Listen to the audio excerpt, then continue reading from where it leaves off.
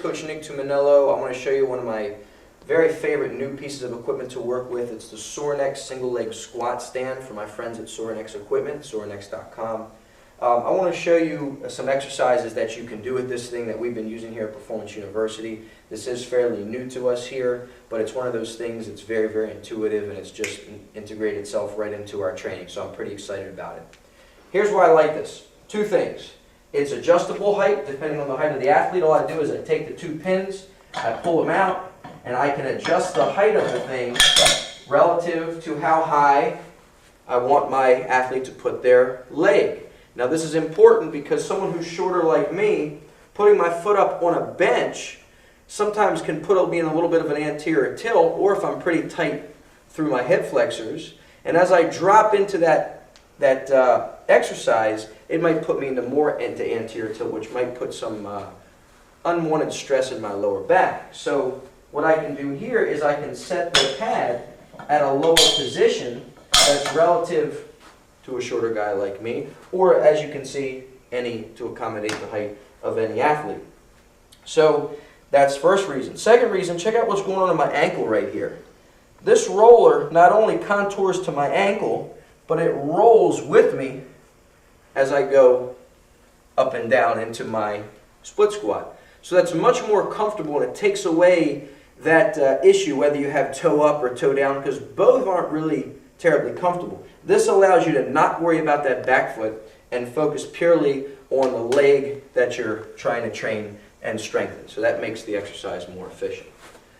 So that's why Sorinex came up with this apparatus, but as you know, I like to be kind of creative and innovative and see if I have something here on the fitness floor, how can we make the most out of it? So let me show you a couple other things that I've been using it for that our clients and athletes have been enjoying. So if I take this and put it on the highest setting, or a higher setting, right, and I make sure that those are even, it's just like any adjustable apparatus. So now I'm up higher. Watch what happens. When I put my foot up there, it tilts my torso farther forward. So now I'm thinking more posterior chain. So what if I have some dumbbells or a barbell, and now I can do a rear foot elevated single leg deadlift. This is nice if you have somebody who can do this movement, but the balance is an issue for them. Or if I want to increase the stretch on this hamstring, I can actually reach this foot back slightly as I come forward. That's a little different variation. Reaching it back slightly, and as I come up, I scissor my legs forward, using the benefit of that roll. So there's another exercise that we've taken the single leg squat stand and use it for a single leg deadlift variation. Also, check this out. I'm going to take it all the way down to the bottom, or a lower type setting, and I can do a few things for my glutes, hamstrings. My man Brett Contreras came up with that widely popular hip thrust exercise. Well, I'll tell you what, this roller pad is much more comfortable than a bench. So I can be here. You can even anchor the legs against something solid like a squat rack or a wall. And now I can go into my hip thrust variations. And you could put a bar across here. And I like to anchor one hand and hold the bar with the other, so if the bar was coming there, I would hold it with this hand, and then when I switch legs, I just switch hands. All the way down, all the way up. This pad is really, really nice for that. Check these two versions out.